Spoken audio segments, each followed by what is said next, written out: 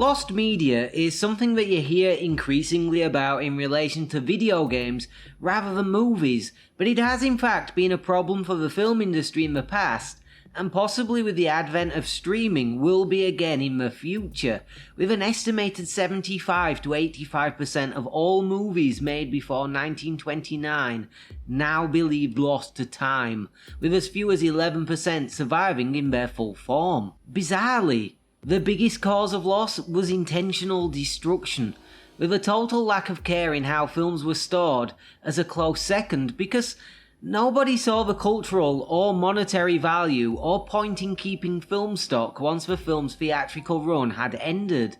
Also, film was literally made from explodium, so it would just combust on the regular.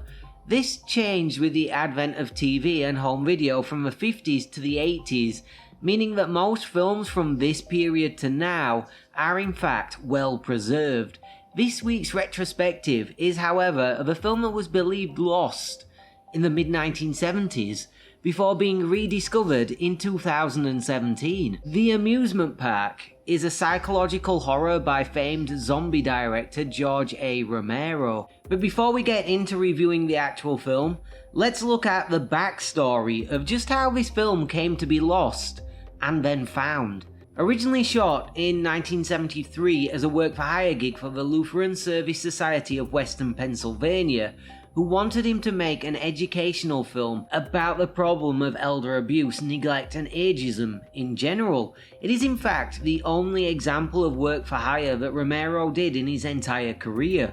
Shot over 3 days at the now closed Westview Amusement Park in Pennsylvania, the film was initially shown at a few festivals in 1975, but as you can imagine, a Lutheran religious society were a little bit taken aback by the surreal and horrifying nature of the flick. As Romero's wife Suzanne has commented, they did use it initially, but I suspect that they thought it was a little edgier than they would have liked. As a result, the society hid the film away, and it was believed lost, never to be seen again until a 16mm print was found and sent to Romero and his wife in 2017, 3 weeks before his death, leading to it being restored, digitized and being made available on Shudder and later Home Media, which is where I of course watched it. While having now seen it, I think this is an incredibly bizarre cross between a Twilight Zone episode and a public service announcement, which makes it a very difficult film to recommend to anyone but a particularly niche audience, for reasons which will become plainly obvious over the next few minutes. First and foremost, this is a PSA, and that is obvious from the fourth wall breaking monologue to camera straight from the off that was common in these types of videos back then. A setup for what you're about to watch, talking about the difficulties the elderly face, which ends with this warning. Remember as you watch the film, one day you will be old. What follows is a day in the life of an old man in an amusement park of all places, where everyday interactions that you as a younger person take for granted are used as surreal metaphors for the abuse, neglect and difficulties the elderly face on a daily basis. Of course, in the hands of Romero, a man who used all of his films as some form of metaphor for societal ill, this is a perfectly crafted prism and commentary on how our capitalist society uses abusers and ultimately discards the elderly, capturing the utter terror that comes from the bewilderment of living in a world that doesn't need you and in many ways doesn't even want you around, and how the ultimate fate awaits us all.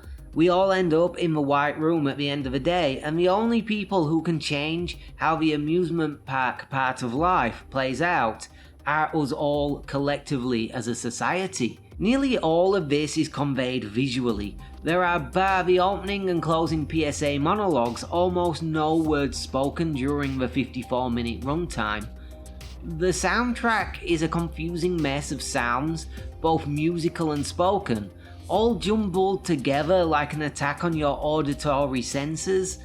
It again captures wonderfully that sense of being lost and bewildered, a cacophony of terror if you will.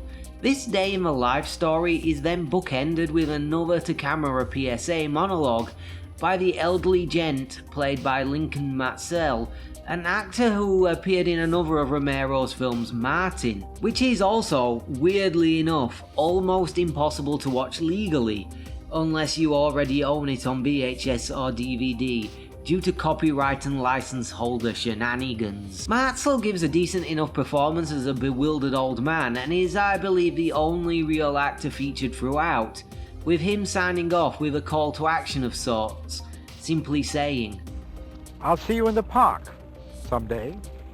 Or basically, change society or this is your future.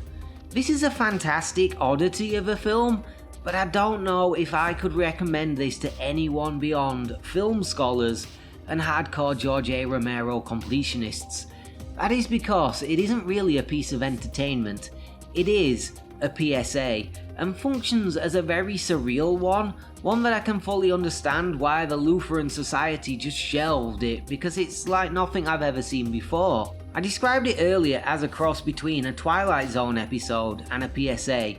That's because, much like a Twilight episode, it opens and closes with a narration, and the narrative is a surreal journey and can be viewed as metaphorical. The only problem here is, the narrative is more a series of scenes that are very literal metaphors for elder abuse, more than an actual cohesive story. The auditory and visual assault is powerful filmmaking that perfectly conveys the message it was attempting, but the lack of dialogue or real narrative makes it a very tough watch at times, and one that I can see a lot of people just turning off.